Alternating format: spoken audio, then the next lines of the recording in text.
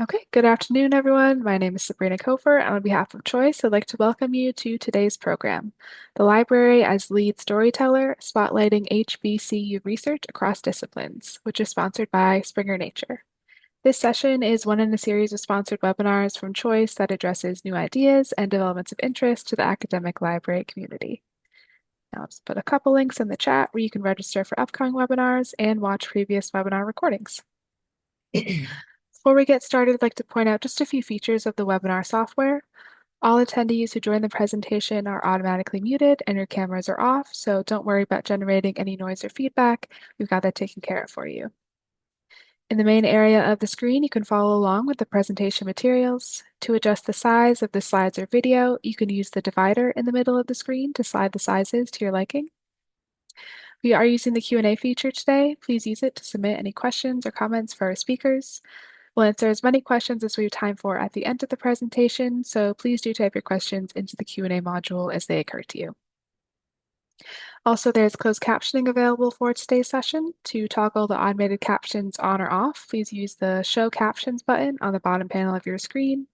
You can also turn on automated translation for the captions by clicking the arrow button, toggling on translation, and selecting your preferred language. Also, please note that we are recording today's program, and everyone who registered should receive a follow-up email with links to the recording and today's slides. Also, I'd like to take a brief moment to highlight Choice's DEIA channel for Inclusive Excellence, or TIE. We share weekly blog posts and resource lists by a variety of contributors on issues of equity, diversity, inclusion, and accessibility as they affect the higher education community. You can check out the blog and sign up for the newsletter via the links in the chat. Okay, and with that, we are ready to get started. So I will now hand it over to Dean Weber. Oh, I think you're muted.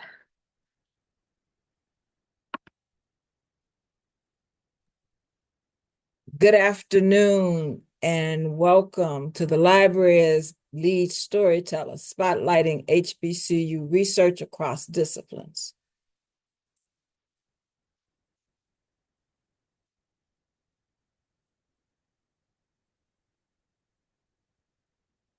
Presented by Grambling State University, Southern University, and the Robert F. Woodruff Atlanta University Center. Thank you so much for joining us. Sponsored by Springer Nature with Choice.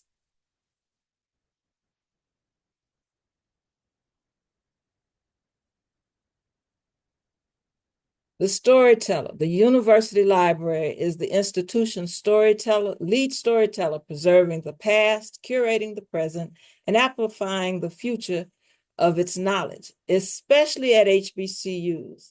Libraries serve as a central hub that capture, elevate, and share research across disciplines. Through archives, collections, and digital platforms, libraries transform scholarship into powerful narratives that highlight institutional impact and ensure these stories reach broader audiences.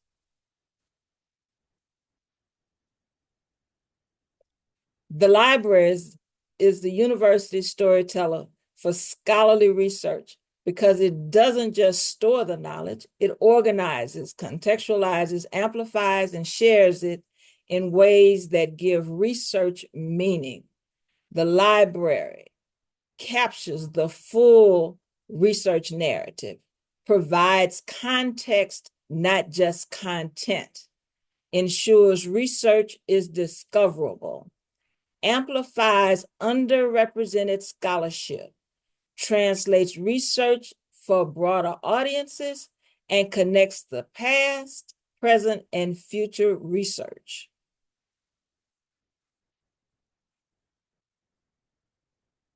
The HBCU Library Alliance plays a central strategic role in advancing the concept of the library as lead storyteller, spotlighting HBCU research across disciplines. The HBCU Library Alliance is the organization that the HBCU libraries participate in and it provides a number of resources for us. The HBCU Library Alliance develops the Storyteller. That's the leadership component. The HBCU Library Alliance preserves the stories through the digital trust, collections, and archives. It expands how stories are told, digital innovation. It strengthens the collective voice through collaboration. The Alliance plans the future of the story, sustainability, and the Alliance amplifies underrepresented scholarship. The history of Grambling State University. Established in 1901 by Charles P. Adams, Grambling State University is one of Louisiana's top historically Black universities, renowned for its commitment to education and cultural pride. Over the years, it has produced influential alumni who have made significant contributions throughout the nation. Grambling State University offers a powerful example of how storytelling begins at the student level by embedding information literacy in, directly into the curriculum. The library helps students move from learners to contributors, ensuring that the undergraduate research becomes part of the institution's scholarly research. We do this in our information literacy class by starting with concept mapping and teaching students how to gain what they need for their research so that it is powerful and it's coming from peer-reviewed journals and publications, full text publications.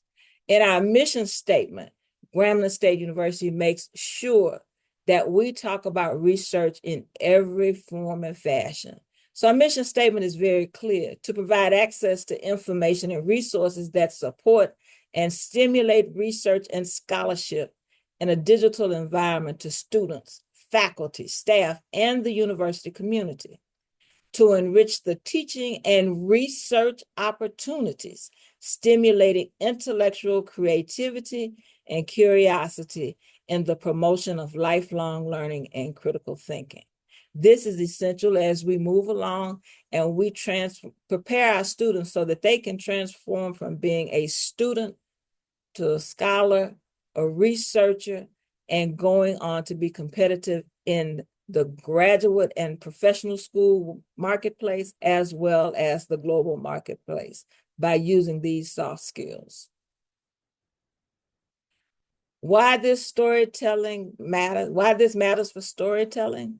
We have a transformative agreement. We participate in a transformative agreement with Springer Nature and lyricists. Through that, faculty are not only the consumers of research, they are contributing to the global scholarly conversations. Research produced at HBCUs become discoverable, accessible, and impactful. The university actively supports the creation and dissemination of new knowledge. With these transformative agreements, we can provide access to resources that will allow our faculty to read and publish in journals that they're familiar with that support their academic areas.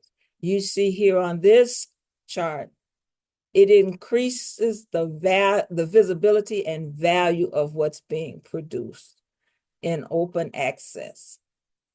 Leading workflow offers ease and support, models tailored to the customer needs, to our students' needs, to our faculty needs, to the peers that access this information. And it comes to our faculty at a great cost, free, because of our participation in with lyricists and Springer Nature.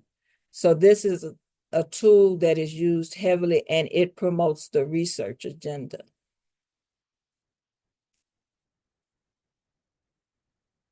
by the numbers. We opened the Grambling State University Digital Library, which is the only HBCU with a digital library. This library was conceived pre-COVID, and it is setting the standard, but exceeding the outcomes that we expected. In this 53,000 square foot digital library, we have seen over 60,000 visitors since we opened in August of 24. We have 150 desktop computers on the floor, 75 circulating computers, and a laptops anytime machine where students can go in as a vending machine and get a laptop for their use. We have the seating capacity of 1,400 for 1,400 users. We have a 220-inch digital wall, which is a great attraction because you don't have to squint to see what we're trying to show you in here.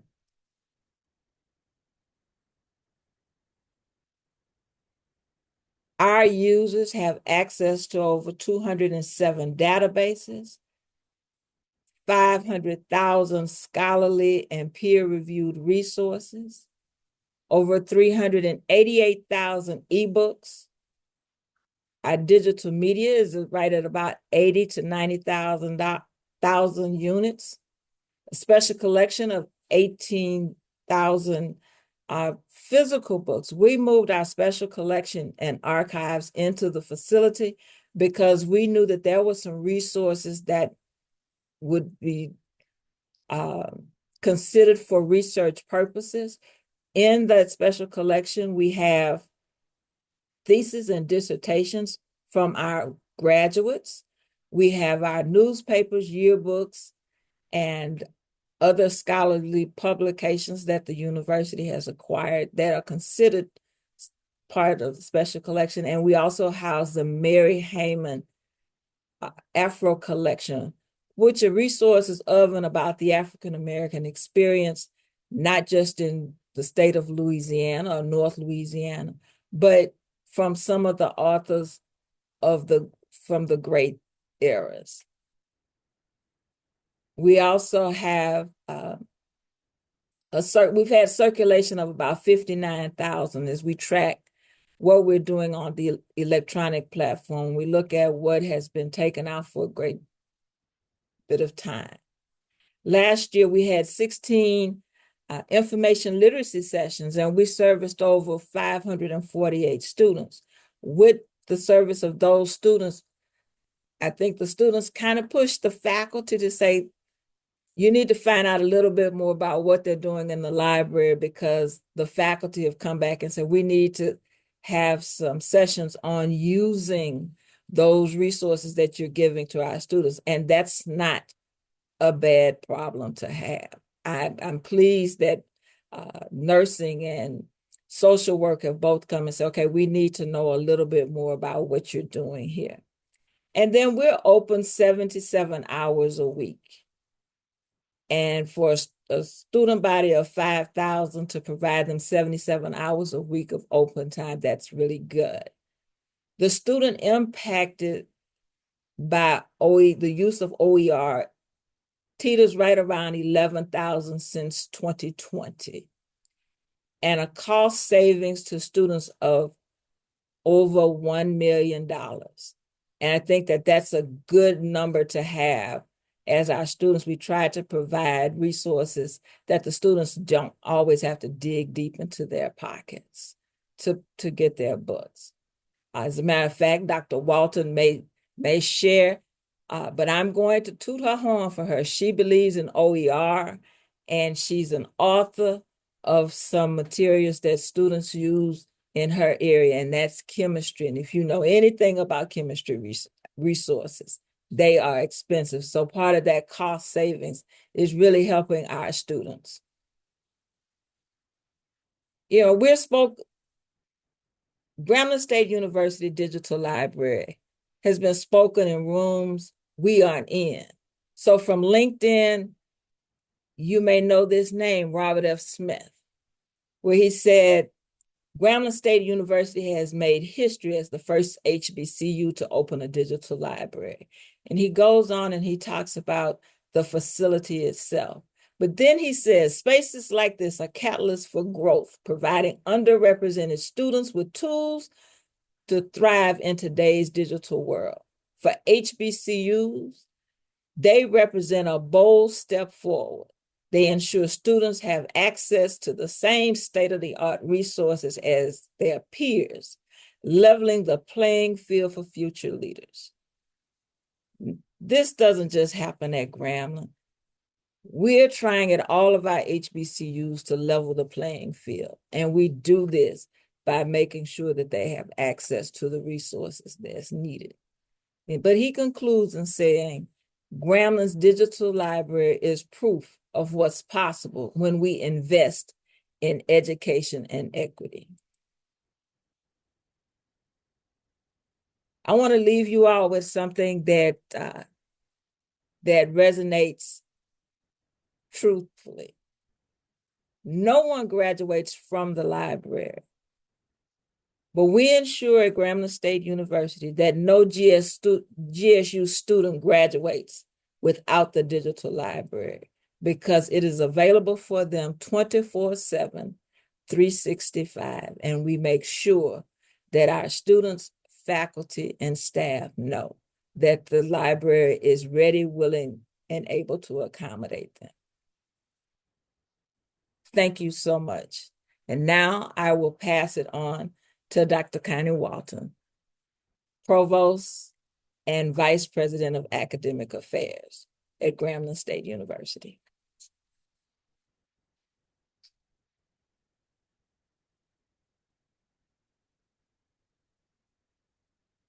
Unmute, Dr. Walton. Sorry. So thank you, Dean Weber. I'm excited to be speaking about how Grambling State University implements strategies to make sure the digital library is the hub of learning. So I want to begin by giving you a quick overview of our academic programs. We have 43 degree programs. Our first PhD program was implemented about 3 years ago, and it's a PhD in Criminology and Justice Administration. We offer EDD in Developmental Education. We offer a variety of master level programs, and our STEM programs, they are all offered at the baccalaureate degree. When you look at what our faculty and our students are doing, they're working on projects that impact our communities or have the potential of impacting our communities.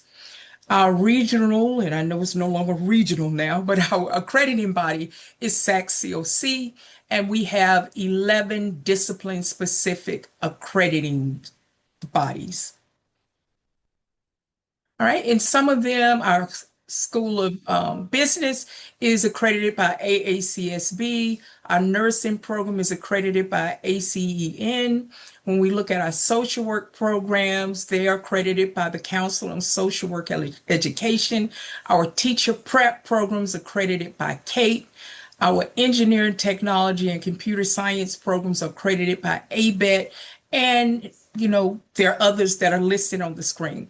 But what they all have in common is when we have on-site visitations by these teams, one of the places that they're going to stop at is the digital library, and they're going to engage with Dean Weber and her staff to make sure that the programs have the resources and the support that's necessary to maintain high-quality, rigorous programs. So since 2021, we have implemented strategies to enhance the research infrastructure at Grambling State University. So we are primarily recognized as a teaching institution, but historically we've had faculty who are engaging in cutting edge research. So the president of Grambling State University leverages Title III funds, and these are funds from the Department of Education, to support the resources in the digital library, as well as support our research and sponsored programs office. So in 2021, we identified key research areas where it gave us the opportunity to form interdisciplinary teams and then go at targeted funding. We also utilized Title III funds to implement a seminar series where the faculty could invite in noted researchers, and the noted researchers would give a seminar, but they were also required to engage in brainstorming sessions with the faculty. We provide proposal writing workshops, and recently, through Title III funds, we've secured proposal writers that can support the faculty in making sure that proposals are of high quality. We implemented a promotion campaign, and one thing I don't have listed is we looked at how we use indirect costs at Grambling State University. And so we developed and got approved a indirect cost policy in which a large percentage of the indirect cost money goes to the PI and the co-PI. And this has been really receptive and resulted in the faculty really going after funding. So through Title III funds, we've renovated laboratory spaces, and these are some of the examples, but we've leveraged Title III funds through not just through STEM, but all of our programs at Grambling State University.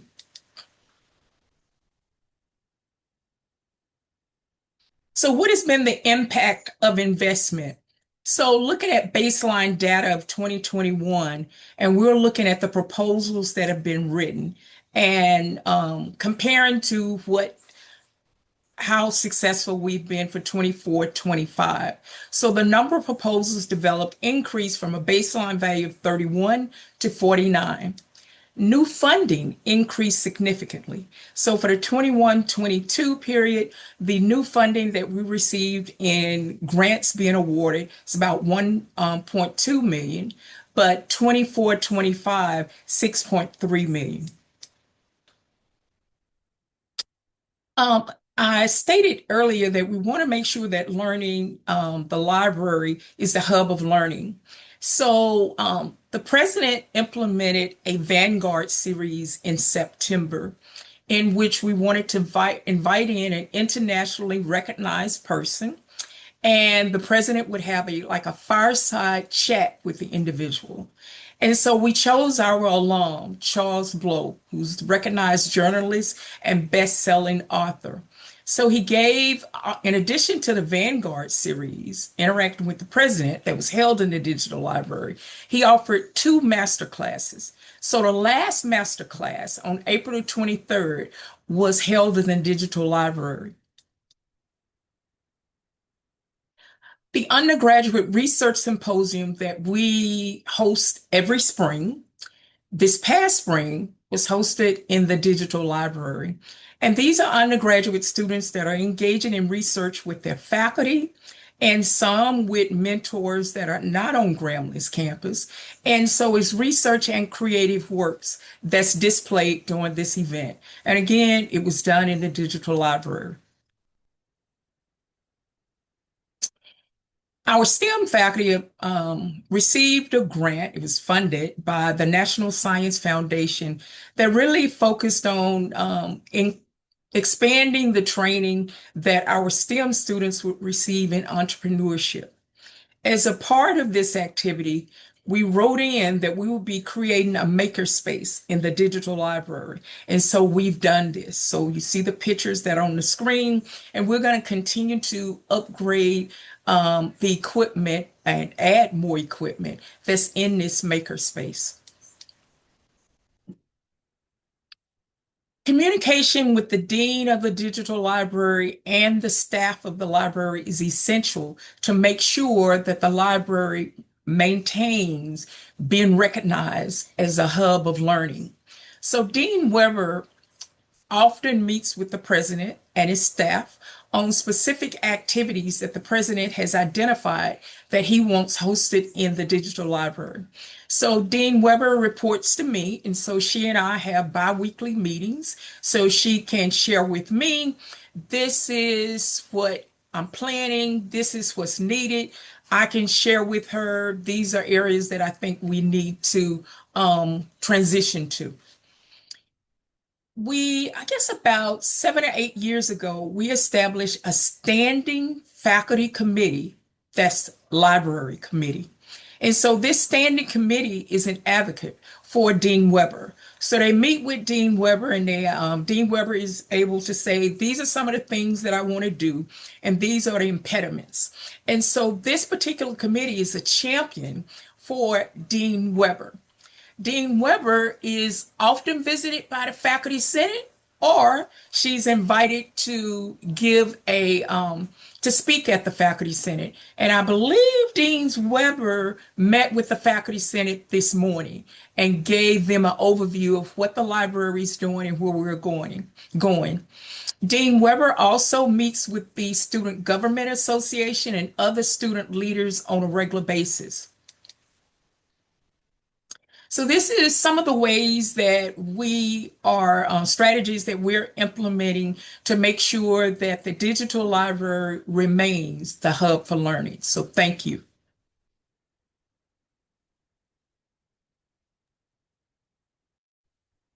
Hello, everyone. I am Dawn Kight, Dean of the University Library at Southern University, which is located in Baton Rouge, Louisiana. I will go pretty quickly through my presentation because I'm sharing time with none other than our great professor, Dr. Christy Garrison Harrison, because I want you to see a live example of how collaboration works when the faculty and library work together.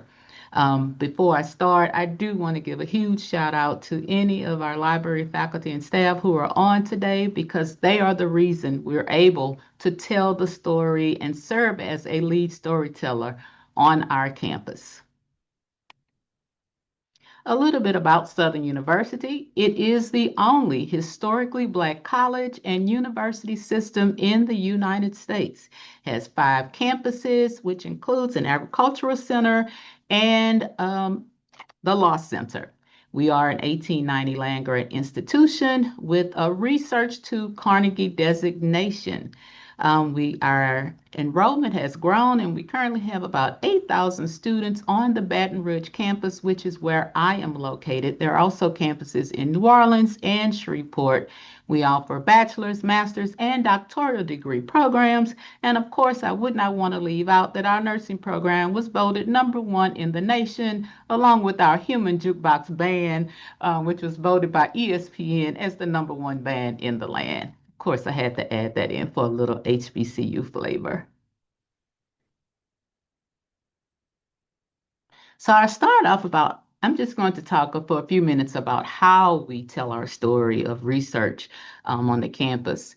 So we want to ensure that there is global research visibility, the global impact. The Southern University Digital Repository promotes faculty and student scholarship worldwide, with more than 85,000 downloads just this year, reaching audiences as far as Japan and Africa. The repository includes articles, papers, audio, and other scholarly works by Southern University faculty and students. We partner with our Office of Sponsored Programs to preserve and provide access also to grant-funded research. In fact, the records you see on the screen is being downloaded from the Southern University's College of Business e-journal, which is accessible through the repository. This year, we're also expecting to publish 2 additional journals from the School of Education and the SU Interdisciplinary Journal. On the right, you see a picture of our Patent and Trademark Resource Center. We were designated as a U.S. Patent and Trademark Resource Center in 2024. It empowers students and faculty to transform research into patents, trademarks, and real-world innovations. It reinforces the library as a central space where research, creativity, and economic development intersect. We're telling our story by preserving history and scholarship. The Southern University online system provides researchers and scholars with access to historical collections and institutional records. It provides access to historical documents such as our original slave narratives, which is one which you see on the screen to the left, and recent information for researchers, such as the Artemis II mission, which recently happened, where several Southern University students, faculty, and alumni from our College of Sciences and Engineering played integral roles to the mission's success. This summer, that collection will be featured in Archives Online, and we will also have a physical exhibit to tell the story of our science and engineer researchers.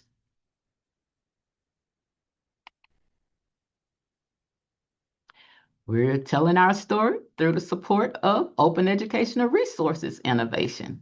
The library secures grant funding to provide workshops and training that support faculty creation and adoption of OERs.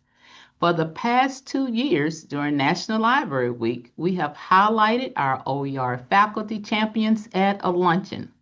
Our chancellor and other administrators attend each year, and they highly support these efforts in affordable learning and research. So on the screen, you see pictures from our luncheon in 25 and from the one we just had a couple of weeks ago. And our chancellor and several faculty members are included. In that middle photo, you'll see myself giving Dr. Garrison Harrison her award, as she is a true OER champion.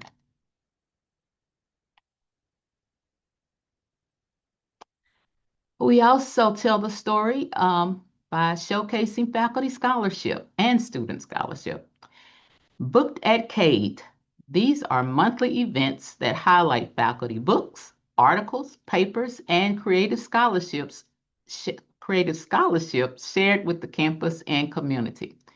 We also have events called Cade Conversations. In fact, we just had one this morning at 11 a.m. where we're talking about the oh so important Voting Rights Act.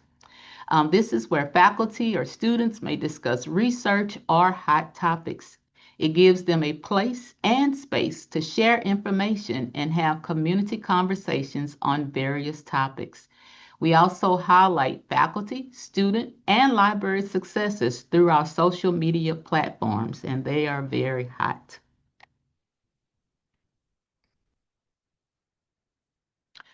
We tell the story by advancing student research again through the university's research symposium, where someone from the library faculty serves on the committee. Students collaborate with faculty mentors to present research and compete for awards and recognition.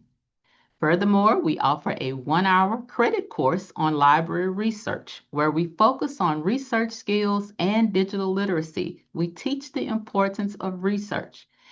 We have been asked to extend this course and create for the graduate level. You see on the screen, Southern University Roars, which is a front end to one of our research systems.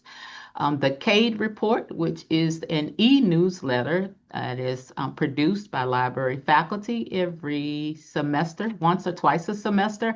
And in the Cade report, we have a section where we do highlights on faculty and student research and successes.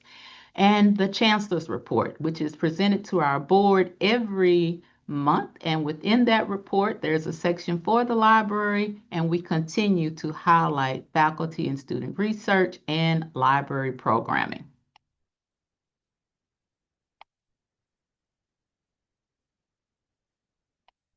We also, and I think I went ahead of myself, I want to talk a little bit about our faculty orientations each semester, where we introduce library resources, research tools, instructional support, and collaboration opportunities. At this event, it's very key. It's where we gained partnerships and funding, certain research databases, and other programs where we need assistance, and our colleges can assist with us.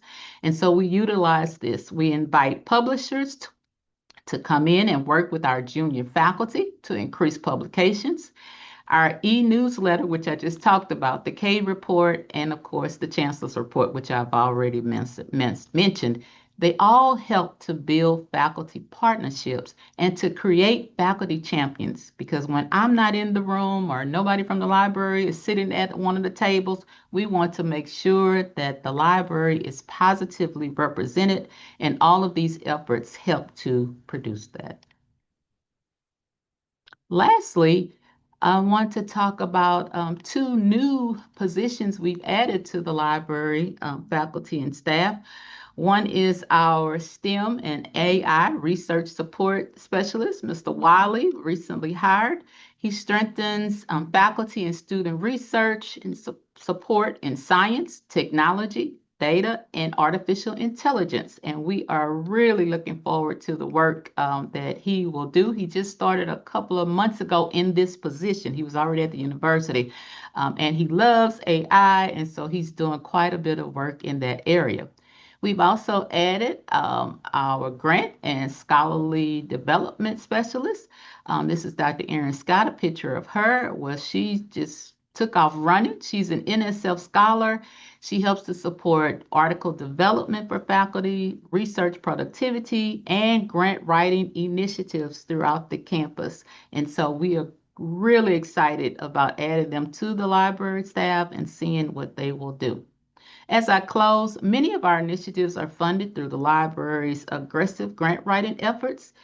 We receive support from NEH, IMLS, NTIA, our Board of Regents, and our statewide Lewis Consortium, along with Title III funding. Our sponsored program office, we work closely with them, and they have reported to us that the university has received an increase in the amount of grant funding in the past year, where Southern University has received more than $40 million in grants. We can't take total credit for that, but we will say, since the library has been serving as a lead storyteller in this area and recognized for the programming that we have been doing, as voted as the Library of the Year by our consortium in 2024, we think we played a key role in this success. Thank you so much, and I'm passing it on to Professor Garrison. That's a tricky name, Dr. Garrison. Thank you, Dean. Hey, y'all. Hey, my background is history. My research areas are the South. I want to move into the global South, but not yet. Women, gender, and sexuality studies. I'm going to couch my discussion in two important points, and I'm going to be moving really quickly in the interest of time and being respective to the time. So point number one, the HBCUs of this nation are responsible for producing a disproportionate amount of graduates in advanced and terminal degrees. That would not happen without the library, right? Without the HBCU library, which serves as a portal to the stories, to the histories, to the legacies of a people denied access to literacy, denied access to voting, denied access to civil rights. Without the HBCU library, these stories would not be cataloged and available for study, which is necessary. Now, those two groups denied access, women and Black people. I represent both. So as a historian, I am a storyteller. As a historian, I am keeper of the flame and passer of the torch. That could not happen without the HBCU library. It is impossible to let me just go back. And the reason we have the Jaguar in my presentation is because we are the only historically Black university system within the United States.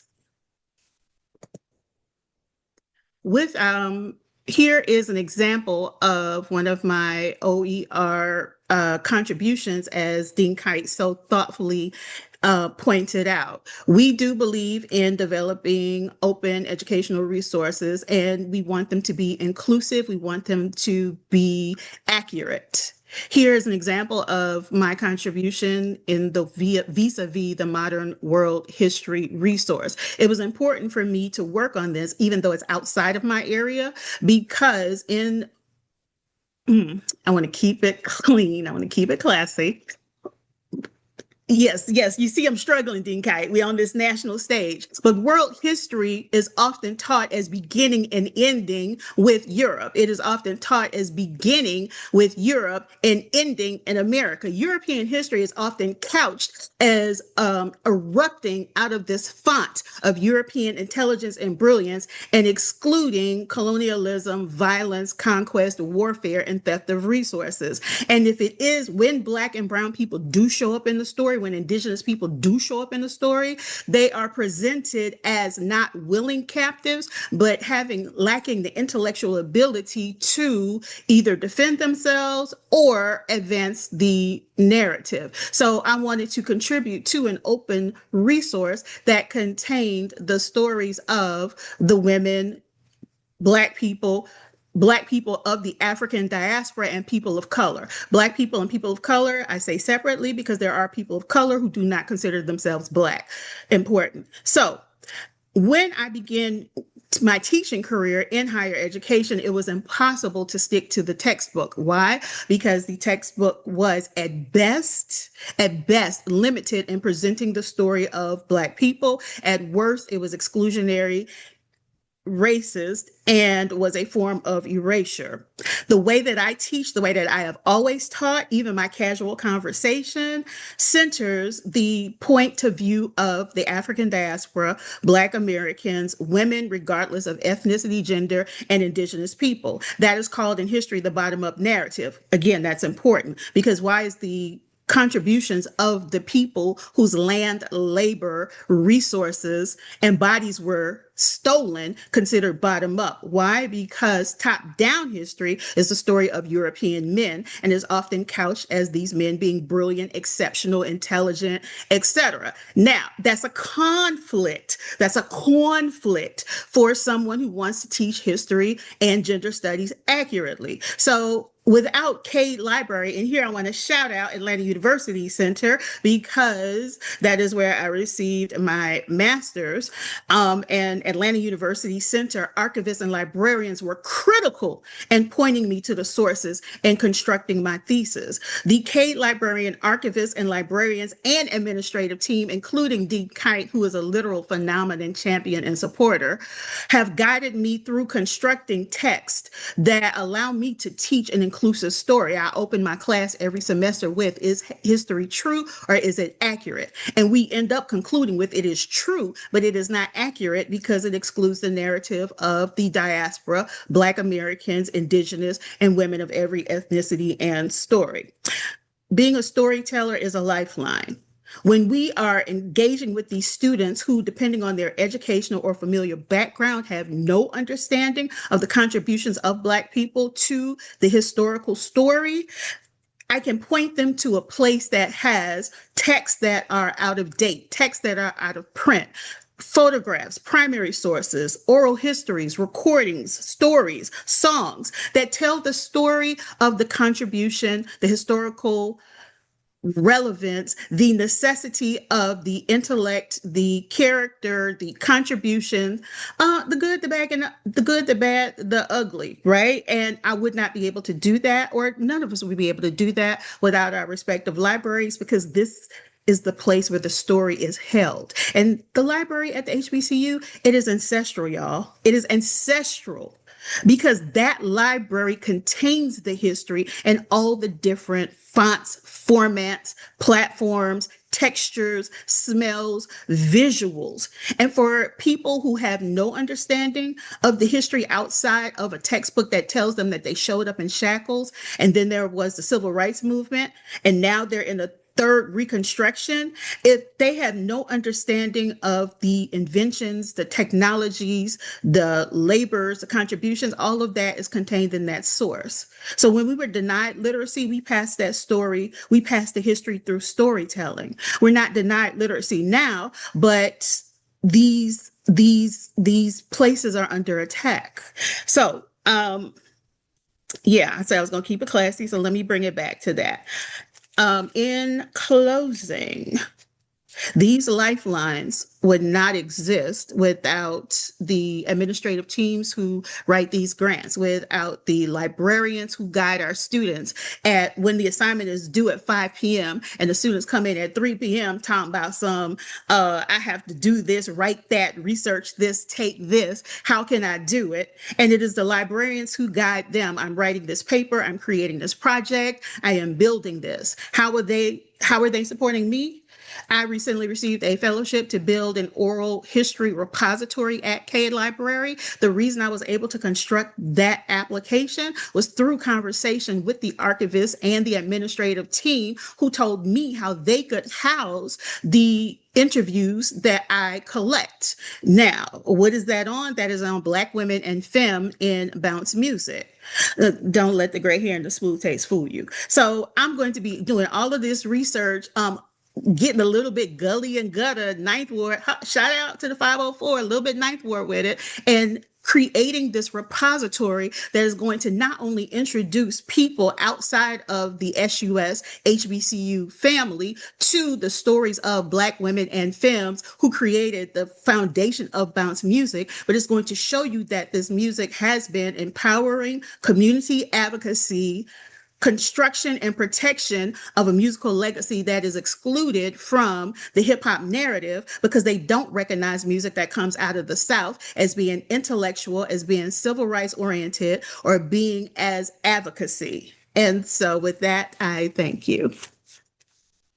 Oh, wait, I had to show you these other pictures too before I get in trouble. Okay, so I just covered all that in the little chit chat, but here are the publications that I have constructed with help from Woodruff Library, Club Woody, if you know, you know, the Amistad Research Center, and John B. Cade, historical John B. Cade Library. And this is the link to, if I think y'all can click on it, to my research that I'm going to be doing called Bounce With Me. Y'all have a great Jaguar Day.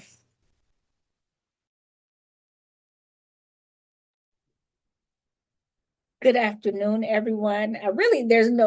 There's no need for me to speak because Dr. Garrison Harrison is the culmination of our work from undergraduate to faculty partnership. But I will try to follow that up and talk a little bit about what we do here at the Atlanta University Center Robert W. Woodruff Library. So the AUC Woodruff Library is a consortium library. We are the largest consortium of HBCUs in the country, and we serve Clark Atlanta University, which is a full accrediting from undergrad to doctoral and certificate granting school here in Atlanta. Morehouse College, which is an undergraduate liberal arts all-male school, and Spelman College, which is an undergraduate all-female liberal arts college as well. And of course, we try to serve the broader community, both right here in the West End, which is an historically, Black neighborhood, the city of Atlanta, and ultimately the world. We have 1.3 million items in our collection, including 788,000 ebooks and 361 archival collections. We are home to the Morehouse College Martin Luther King Jr. collection, which we, through that collection, we manage the exhibits at the Center for Civil and Human Rights here in Atlanta. So all of their exhibits come from Woodruff Library. We are also home to the Joseph Lowry collection. We have all of his papers. I like to tell people that we have all of the civil rights papers for everyone. There's something here from the civil rights from everyone, except for Abernathy. So if you know Abernathy, anybody in their family, tell them that we're waiting on them to make our collection complete. We also have a fair amount of Southern hip hop archives here, in particular, the movements that came out of Atlanta in particular. We also have we are the premier place for neighborhood studies. So if you don't know anything about Atlanta, Atlanta's going through a bit of a gentrification and trying to map that and trace that and understand neighborhoods. We have that premier collection. Probably the only collection spanning that work and trajectory and history. We spend a lot of time here trying to promote and tell the stories of our faculty, trying to make them telling their stories more accessible. One of the things that, we've already heard is that our stories are unique.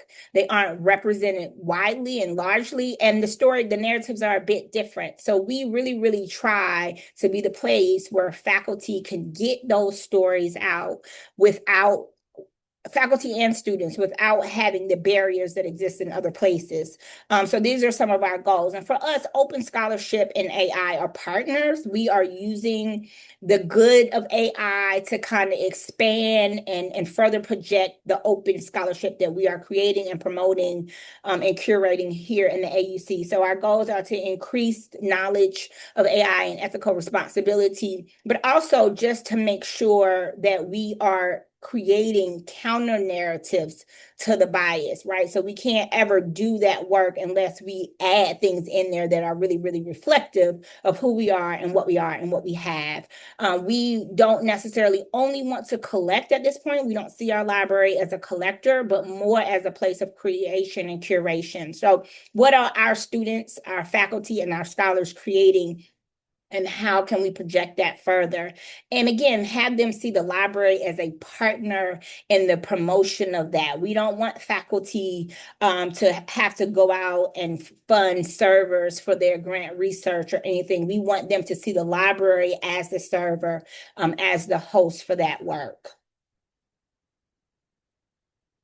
So we do that via our platform called Radar. So that's our institutional repository. And we have over 50,000 items in there, 167 collections, every single thesis and dissertation created in the AUC from where we are now back to the conception is in our collection. We have digitized every last one of them to date. We have about 30,000 page views per month. We've updated Radar so that it is smoother, easier to use, and that has allowed us to leverage a lot of different platforms. So, for example, recently we have AUC created journals, open journals that we host, and recently one of our faculties was able to create a fully open journal in less than 30 days. And that's kind of attributed to how smoothly the access and the work we've done to update our Radar. So she was able to do that almost alone. We were here to help her in less than 30 days, and that's unheard of. We want to make Radar the primary, if not only place the AUC scholarship is born. So we have been working with faculty. We usually try to write grants and find other funding opportunities to lower the cost barrier. So we're in the business of funding faculty research at the moment. That has required that we make some changes to how we spend our collections budget. So we spend a lot of time figuring out how to allocate funds so that faculty can come to us and request money for the various tiers of open scholarship. Of course, helping them create their scholarship and house it here. And these are some of the things that have come out. So we have been able to support 3 textbooks, as you might see here. Thinking critically about abortions, African tradition, religions, and textbook, and promoting humanistic thinking. So one of the things that I'll piggyback on something that Dr. Garrison Harrison said is that often our faculty aren't able to find textbooks that center on what our experience is. So every school here has an underlying theme to kind of focus on the African experience and the African diaspora experience. The African American and the African diaspora experience, but we can't find those texts, so we have to create them. So all of these works really, really focus on what I call the Black experience, both in America and abroad. At the top here, you see the foundations of AI/OER, and that's what I'm calling our model.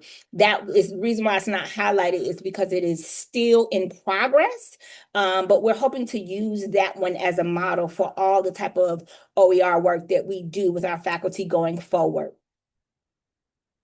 So this course, and so this is the same course, it is a 4-credit course with a lab.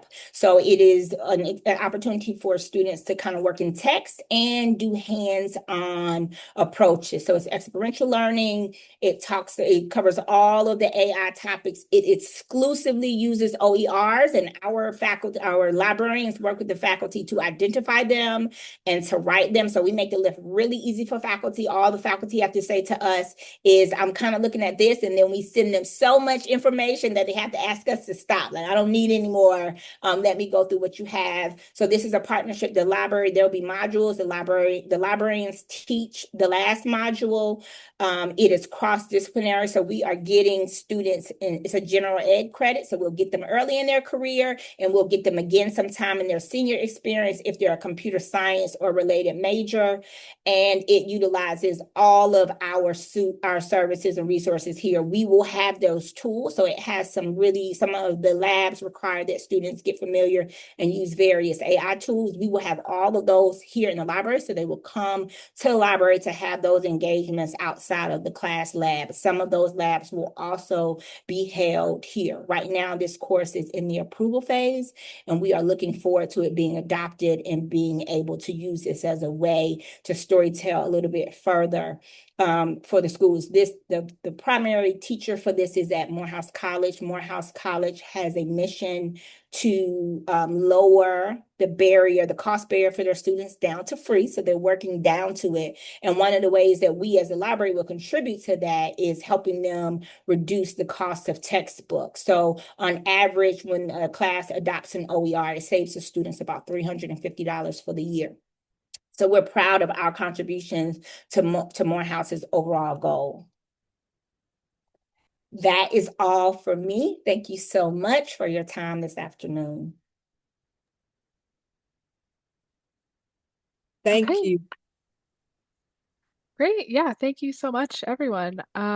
We just have about 4 minutes, so I think we can jump right into the Q&A. Looks like we have a couple questions here. Okay. First question is from Brian, and I think Dean Weber, you might be able to answer this one. For Grambling State University, how do alumni get access to online resources once they've graduated? Do they have a time limit from their graduation that limits access? Well, alumni aren't able to access the resources, the databases and resources that our paid databases and resources that we have. Not just at Grambling, but that's across the board. We pay for the databases, acquire the databases based on our FTE. And so all of that is reported, and the vendors, the providers of those resources know what our numbers are. So we can't provide access to those resources that we have. We do have an environment where if someone is available in the area, we can assist them in a way. And we can refer them to other resources that are available at no cost to them. But we also encourage them to look at their public libraries, because some of the public libraries will have access to the resources, but those discipline-specific databases, they're not going to be available for them. Got it. Okay, thank you. Okay, I have another question here, and I think this came in during Dr. Garrison Harrison's presentation from FRIA. It is very insightful to see a link between OER and decolonization. Any tips/advice on how I can stimulate POC and other underrepresented voices to contribute to OER as a white librarian? It'd be great to amplify these voices in the Dutch setting where I'm located, but I also want to take into account that there are many established white male authors making tons of money from textbooks. I want to be mindful of this financial dynamic as well. So I'll just open The some. enthusiasm is certainly welcome and encouraged. The issue with OER, as we all can attest to, is that this is while we want and need and support the resources being free, so is the labor that is required to write, compile, and construct these resources. And often white male authors or even white women authors have access because, got to go there, salaries are better, their institutions are better funded, lower course loads, course release, more access to a wider range of grants. And so all of these things are impediments. I would encourage anyone to construct materials that emphasize not just the contributions of the people of color but also texts that take responsibility, regardless of the author, for the role that European nations have played in colonialism and the theft of labor, bodies, and resources. So while it would be magnificent if all of the authors were Black, diasporic, African, Caribbean, Black African American, the important piece is finding scholars who are willing to author, edit, compile scholarship that emphasizes the role of the colonial nations and emphasizes the quest for independence through the eyes of the indigenous peoples with an S, and less on white savior constructs, which include, yes, slavery was terrible, but at least they got introduced to Christianity, or yes, we destroyed the nation, but we built roads and built a hospital, and more so a balanced, nuanced look that this colonialism, how it happened, whether it was through trade agreements, fraud, war, etc. So I think it's more important. It is important, not more. It is important that the narrative is balanced, and that would be key right now as we work to recruit more authors that are Black and or Indigenous. Thank you so much. Okay, I think we are at the end of the hour.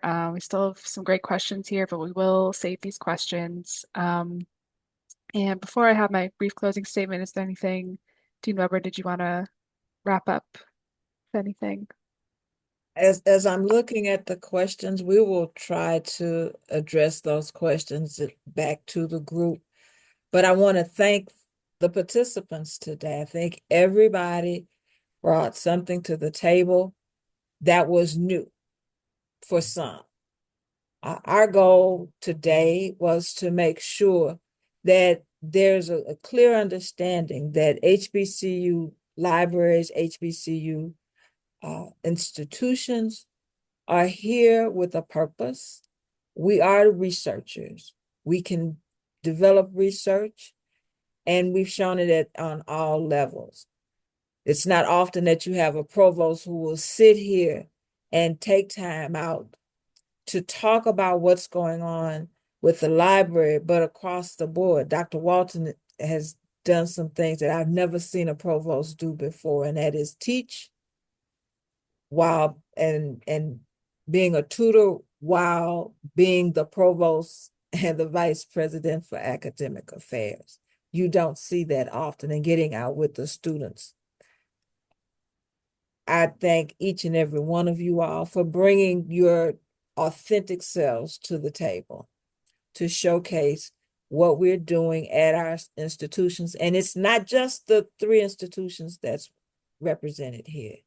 It's all 109 of us who bring information to the table, and we celebrate our research, our researchers, our information that we provide, and how we support our students and encourage them to become the next generation of researchers that will be recognized globally. Great, thank you so much. Yeah, I'll just wrap up and say thank you so much to Dean Weber, Dr. Walton, Dr. Kight, Dr. Bugg, and Dr. Garrison Harrison for taking the time to speak with us today. And thank you to our attendees for your questions and comments. I'd like to remind our viewers that we did record today's program, so be on the lookout for a follow-up email from Choice with links to the recording and today's slides.